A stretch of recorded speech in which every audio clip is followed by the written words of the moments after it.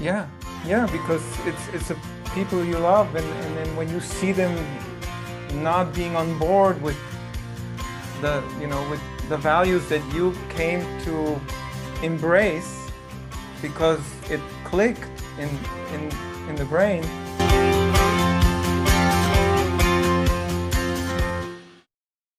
Hey beautiful beings, it's Rebecca, the Vegan Pixie Warrior, and welcome to my YouTube channel. If you've not been here before, my channel is all about lifting up other activists and giving you new inspiration of ways you can become active for the animals, and also talking about the Liberation Pledge. So if that sounds like your sort of thing, hit that subscribe button. Come on, what are you waiting for? Hit it, hit it, hit it. Smash it. Smash the like button as well and share this video. Today I'm going to be speaking to the beautiful Michael. I saw him on a video that he did with Trash Carcass. She's got an amazing series and it is interviewing activists from all over the world. Well, Trash had Michael on and he happened to mention about the Liberation Pledge. I couldn't let it go. I couldn't. But first, I wanted to talk to him about his activism. So in this video, we're talking about why he became active, what activism he does, and hopefully it will inspire more of you to get active. I'll let him explain. So, hello, Michael. Thank you so much for joining me today. How are you? Very good. Thank you for having me.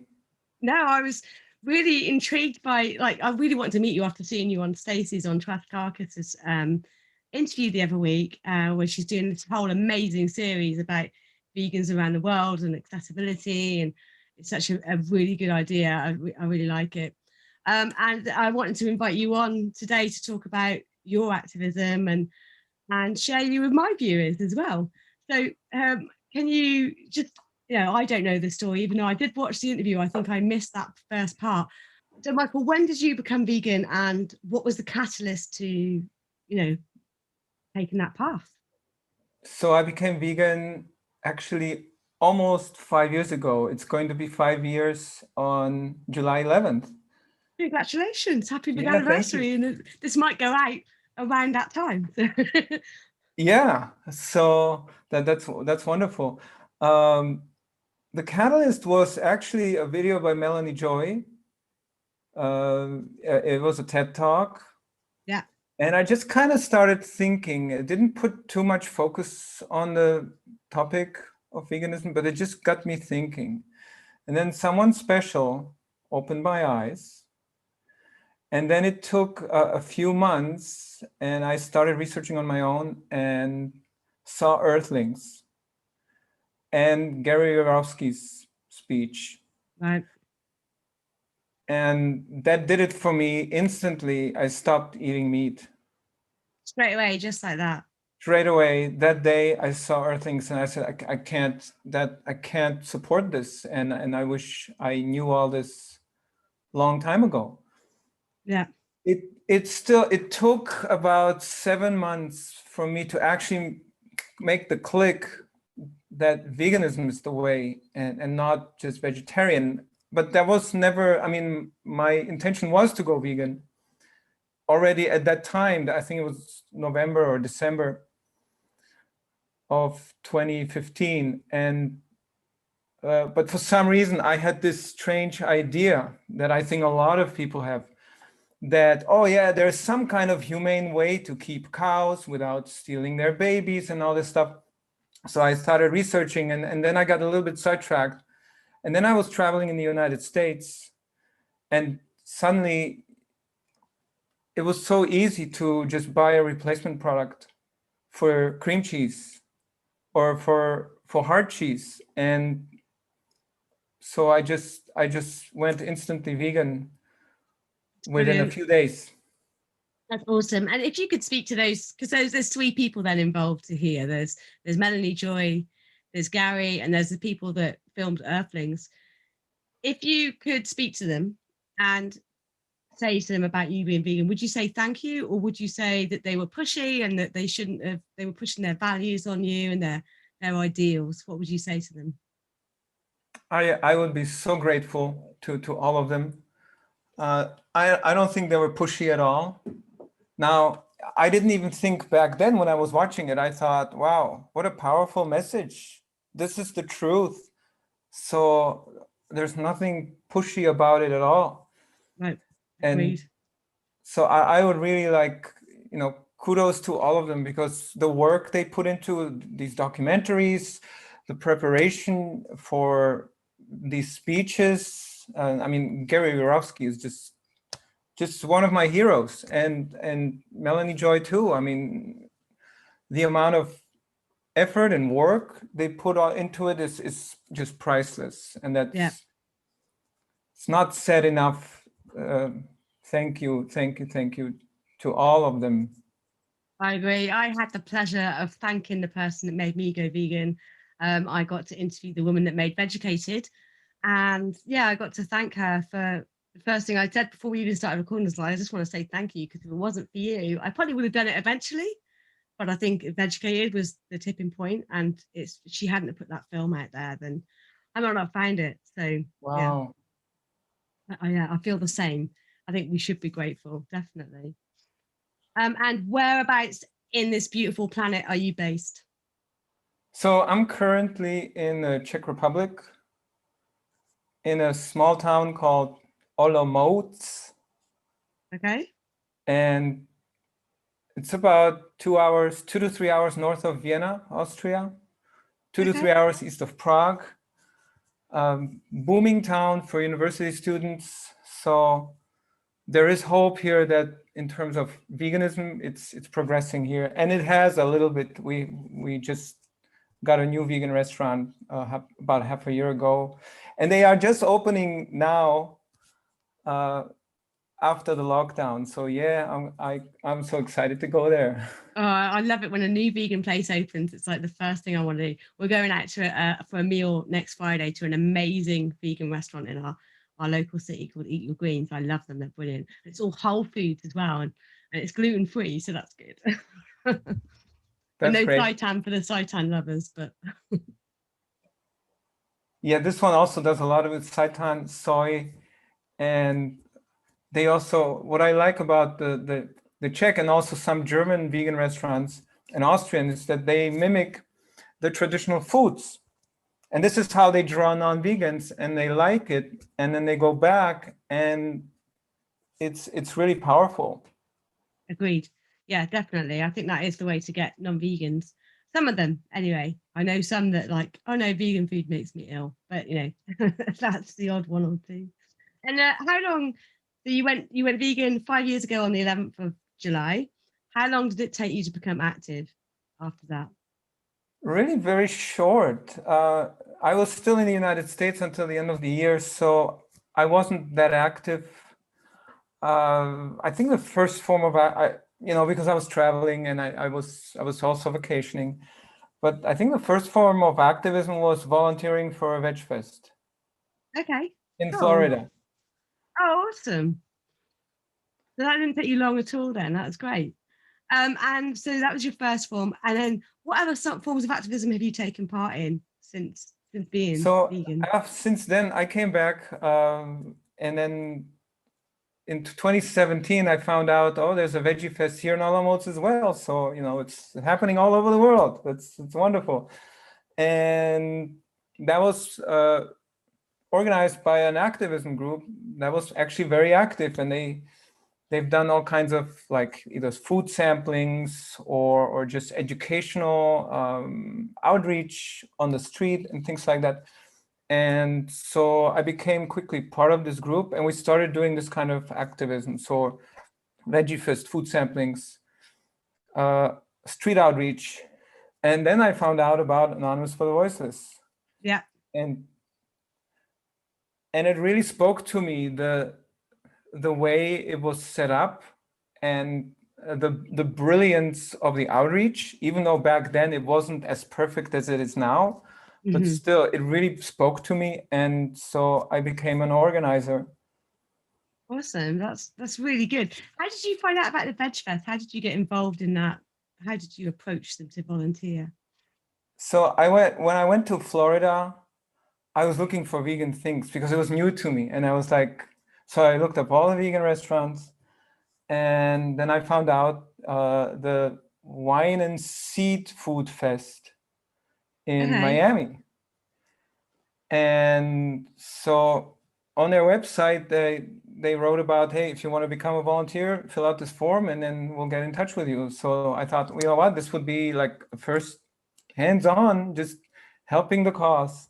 Yeah, And definitely. So, and moving on to AV, how did you get involved in AV? How did you find out about them, and how did you become an organizer?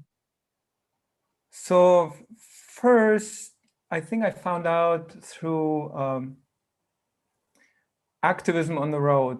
It was basically two wonderful ladies, friends of mine, who were traveling through Europe, and they were just motivating vegans to get active with various forms of activism, mostly vigils at slaughterhouses, but also Cube of Truth. So they just did cubes kind of all around Europe together with AV, under the AV umbrella. Mm-hmm. But it wasn't like a city organizer, but they just did it wherever it was possible. So that was great. So they did a cube here in the Czech Republic, and I found out about it. And I thought, well, we need this officially in this country, because I researched more about AV and saw, okay, Germany already has chapters, UK has chapters, France, Italy, even Austria. Czech Republic had no chapters. They had a few chapters of the Save movement, a few groups here by that time, but not Anonymous for the Voices. And so a friend of mine, Jacob, we became friends in this Olomouc activism group.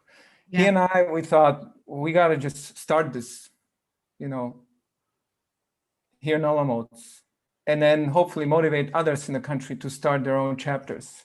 Well, it turns out that in Prague at about the same time, this was March 2018, yeah, a couple of activists had the same idea and were planning to start a chapter in Prague. And so by the time Jacob and I, we got involved, we found out, okay, there's also somebody in Prague who's doing it. So Prague and Olomouc were the first two chapters.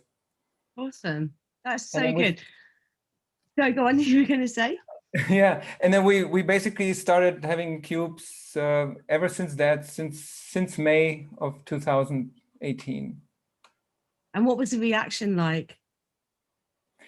At the beginning, it was a bit strange. People were not used to this, seeing the group of people holding laptops or screens with masks on. So we got a lot of questions about the mask, about things like, oh my gosh, you are standing here in the heat for so long, that must be very tiring, and so on. Mm-hmm. And of course, we got a lot of people with all kinds of objections and excuses. Yeah, you do. What about the vegans? How did the vegans react in your local area? Were they supportive? Did they join in? Yeah, they supported at the beginning. We got a lot of support at the beginning, so we had a pretty good crowd at each cube. Then, unfortunately, it dwindled with some of the confusions that was happening around AV in the vegan community, and then it went back up again before the Corona situation, and then during the Corona situation, it was kind of low key, but that's a whole nother reason, right? Yeah. We've had the same problem. And we've not been able to. We had a little break in the summer last year, so we had a few Cuba Chiefs running up until October, and then the lockdown happened again, and it dwindled. And I've joined another group now called We the Free, which is very similar to AV, and we're out on the streets doing stuff. But it's George and I are having to build up that that support again, because we built it up over 2 years, and now it's gone. But we'll get it back. We know we've got to start from the bottom and work our way up. Yeah, so I heard about We the Free, so that's great. It's happening. The more, the better. The more organizations do the same thing in that kind of success that AV has had, then we're going to get there sooner. Brilliant. And yeah, that's like, I agree. The more people we've got out there active, the better. I spoke to an activist who inspired me to get active, called Moo and Mippy, or she's an activist in Australia. She's from the UK, but she said, and I agree with her, we need more. So how do you fit the activism into your life? Doing the Cube of Truth and...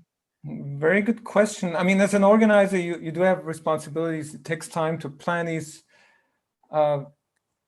events and keep the group motivated. So, but it was actually easy for me because I'm self-employed and I've been working in home office for the last few years. So it's just like another project with my current like work, and so it's cool. really easy to schedule and organize it. Yeah. And if people want to get involved in the Cube of Truth, if they're in your area and they're unsure and they don't know what to do, or maybe a lot of people don't know, they don't go because they don't know what to say to the public, do they? They're like, I'm nervous, I don't know what the right things to say. Can I put them in touch with you? Can I point them in your direction? Absolutely, yeah. So they can go to jointhecube.com. Yeah. And they will arrive at the Anonymous for the Voiceless website, where there's a map, and then they can zoom in on the map and find their local chapter. And there will be a link to the Facebook group. They can also go directly to Facebook and type in the search bar AV : and all modes, in this case for our chapter, or Prague or Vienna or New York or wherever they are, and they will find the group, and it's easy to join. Just answer 3 simple questions, and then they will get all the information. And what I tell activists always, to not worry about, having to speak to people. There are so many different ways they can get involved as a volunteer with Anonymous for the Voiceless. So one does not have to speak to people necessarily.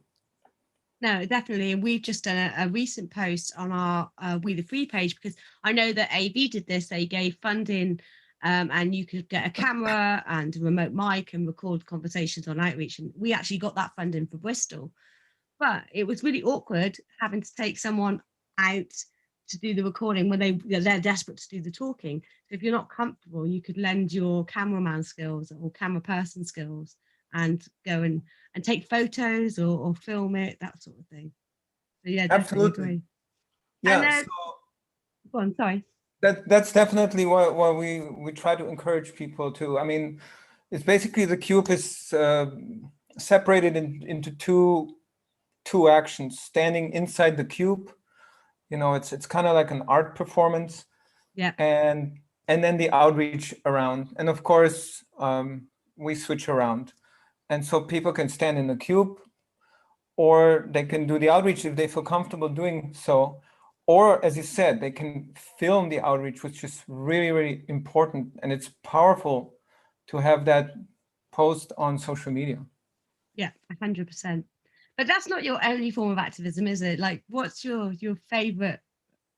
What's the activism that suits you the best?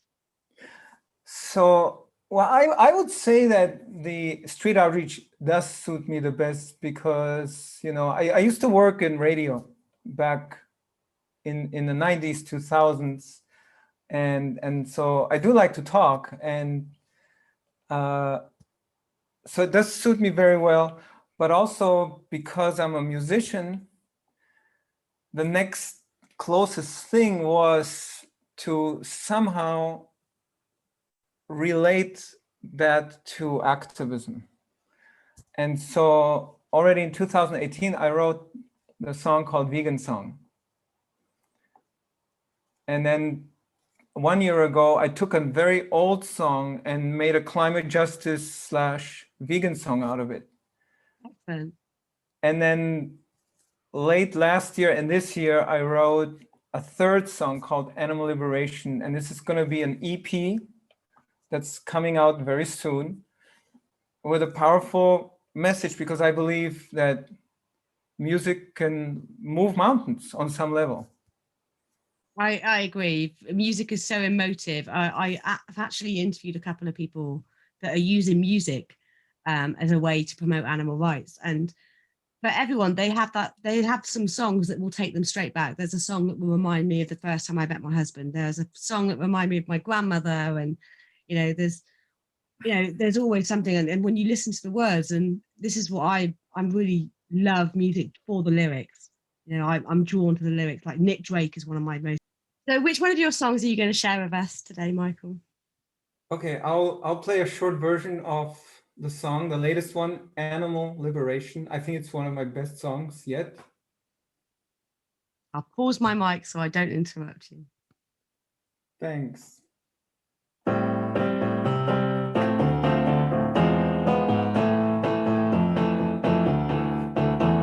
The world is in big uproar, most society's brainwashed. Our non-human friends are being exploited and slashed, artificially bred into prisons, worse than a horror show, abused and treated like objects and killed. I'm sure you know many human victims of this system, totally upside down, full of excuses, nonsense, reasons. They're looking like clowns. Climate change, burning forests, water pollution because of animal agriculture. This all needs to stop right now to ensure a prosperous future. Animal liberation is a moral duty.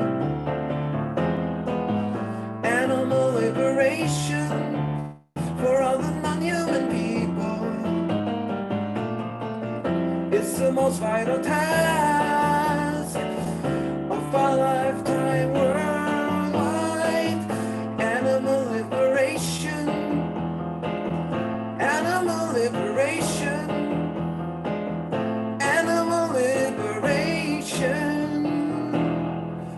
It's for justice and purpose.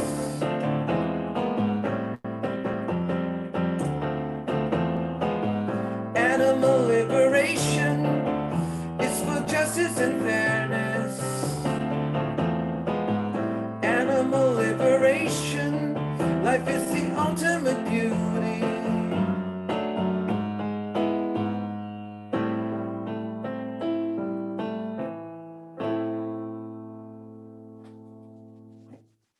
Very good. I love it. That was so good. I really liked it. I love the lyrics as well. Thank you. This is the thing. Like some people think, well, I can't, do a cube of truth, or I can't break into a farm. But this is, if they're musical minded and musically talented like yourself, and can play an instrument and sing and write lyrics, then that's a great way to be active for the animals, right? Yeah, I totally agree. I think it's so powerful. We ought to do way more. Like, I think we're just starting in the music business to discover this enormous form and potential for activism. Because remember Live 8 back in the 80s? Yes, I do. Yeah, I am old enough to remember that.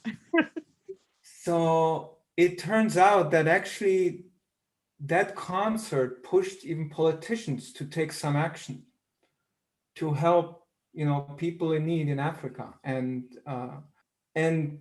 so when we look at that, we could create something similar. And actually, so I'm also part of the conferences that Dr. Salish Rao puts on every quarter for Vegan World 2026. And in the last conference, I introduced the idea that we ought to do a vegan Life Aid. So eventually, sooner than later, to do a huge concert where we get a lot of donations for the cause, but also we get a lot of people, even more importantly, we get a lot of people listening to the messages in the songs, because I think that can really affect our subconscious minds. Agreed. I mean, Vegan Queen Bee, I think her name is. I interviewed her a few minutes ago, and she's got some fantastic lyrics with regards to animal rights. So maybe we can get Moby on board. Yeah, that would be great. But there are so many other vegan musicians out there that are unknown, and that's the whole point of this channel. It's like, I don't want to have the big names on. I want to have the people that are on the street actually working their butts off to save the animals. And the unsung heroes like yourself, Michael, and the other people that I've interviewed. And yeah, I think that's a great project, and I really hope that it takes off. And I'll be there. Let me know where it is. I'll get my tickets, and when Corona's over, I'll be like flying to go to it. I will. Yeah. I would think it would be something for next year more. Like this year, I really want to focus on releasing this music and then doing the marketing. Yeah. And also networking with people already in the music business. I think that's also very important. So people like Moby and Brian Adams. Yeah. And then we'll see where that leads us. So, And Alanis Morissette as well. I found out she was vegan. She is, yeah, that's true. And still trying to motivate Paul McCartney to go vegan. I mean, he's like almost there, but he's not quite there. Yeah. He's not quite, no, not quite. Well, maybe he'll go. He is in his 80s now, so it's never too late, though. It's never too late. Exactly. So, for you, what does it mean to be an animal rights activist, to speak up for the animals? What does it mean to you? It means that I'm actually doing something useful and very important for the world. And it means, because I regard this as the most, as I said in the song, it's the most important task of our lifetime. I agree. And so alone that, if other vegans hear this sentence, wouldn't you want to do more as a vegan other than just maybe, telling your grandparents about veganism, and which could be very great too. I mean, kudos to everybody who's actually trying to veganize their family. Yeah, well, good luck to them, because I haven't managed to do it at all. I mean, my husband's vegan, lucky, but this is the thing. I was talking to someone the other day, and he's a newish vegan, and I'm friends with his brother. I've been friends with his brother for 20 odd years. And his brother even said to me, can you have a word with my little brother? Because he's gone vegan and he's just like at us all the time. And he was here the other day, and I said, stop talking to your family. You're just not going to get through to them. Come and do some street activism and talk to strangers, because that's easier. I don't know why, but it is. And I do know why. My theory is because you don't have any investment in that relationship with strangers, where you've got an emotional investment with your parents or your grandparents or your siblings. So that's why it's tougher, I think. Right. It hurts more as well. When they say no, it really hurts. Yeah, because it's the people you love, and then when you see them not being on board with the values that you came to embrace because it clicked in the brain, that's hard. Yeah, it is hard. I struggle. I do struggle. And what would you say to vegans out there? The ones that think that being vegan is enough, and that just voting with their wallet is enough. What would you say to inspire them to do more and become active? Well, I would say that, think about this. You go to a store and suddenly there's a new vegan product, and you go like, yeah, and you go on Facebook in one of your local groups and you share it. Oh, there's a new vegan chocolate or whatever it is, or new vegan restaurant. Why do you think there is a new vegan restaurant or new vegan product? Only because, oh yeah, the industry somehow got on what they think is a trend? I don't think so. It's because people like us who are active in the city are edifying the public to make a change, to be accountable for their actions, and they are the customer of these industries. So they demand more vegan products. And of course, sometimes it works indirectly. It's not always direct, this connection, but it is. I've seen it in the city happening, where we've had people come to the Cube of Truth several times and they told us, yes, we're almost vegan. And the very first time they came up with a whole bunch of objections, and that was really a tough conversation. So We I mean, see. I've had conversations with people and I think there's no way they're going vegan. And they've come back to me and gone, you don't remember me, do you? I've gone vegan because of our conversation. It's like, well, I do remember you because it stuck out because it was such a like explosive discussion. So yeah, I agree with you 100%. Yeah, and then to all those people, not only vegans but also non-vegans, who think, oh, as a single person, I cannot make a difference. Maybe you can show this video. I can send it to you. There's a little board, and there's a bigger board and a bigger board, and they're lined up exactly like this, kind of like a domino. So the first board weighs like 50 ounces maybe, or 5 ounces. And the last board weighs 120 pounds or 65 or 60 or 58 kilograms. When you push that little board, it starts falling all the way until this huge, heavy board falls. So we can always make a difference. Definitely. And I think that as well, like, you know, one person can make a difference. Because if that one person turns one other person vegan a year, that's another vegan who's going to turn someone else. And yeah, exactly, like you say, like a domino effect. Agreed. Or the pebbles as well. You drop a pebble in the water and you get ripples, and they get bigger and you get waves. Yeah, agreed.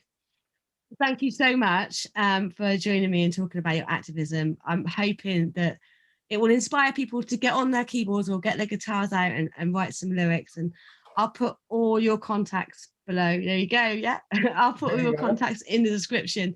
So if you do want to get involved with activism with Michael in his local area and you're vegan and you're new and you don't know how to, it's lovely. He's really easy to talk to and really sweet and lovely. So reach out to him and find out about the activism in that area.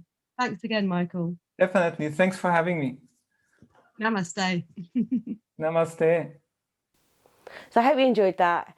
He's really sweet, really like Michael. Like, just shows like so many different personalities that come across on all the people that I'm speaking to. Some are like peaceful and calm, like Mike. Some are like trash, and she's like in your fucking face, which I love. Love you, trash. That's who I am, so it's fine. But if he has inspired you to get active and you're in the area, then please reach out. He did say in the video he's happy for you to reach out. So his Instagram account is below. There's the links to his Facebook account with regards to Anonymous for the Voiceless, so you can get involved in that. So yeah, check him out, send him a message. And hopefully you've been inspired to write some music as well. So if you're a musician and you don't want to go to a Cube of Truth, then write a song like Michael did. I want to say a massive thank you to my patrons on my Patreon page that support me in making my videos and allowing me to get better equipment so I can improve my content and also get out there on the streets and do some street activism. If you want to support me as well, for as little as £1 a month, check out my Patreon page. The link's in the description. Don't forget to hit that subscribe button, like and share this video, and I'll see you next time.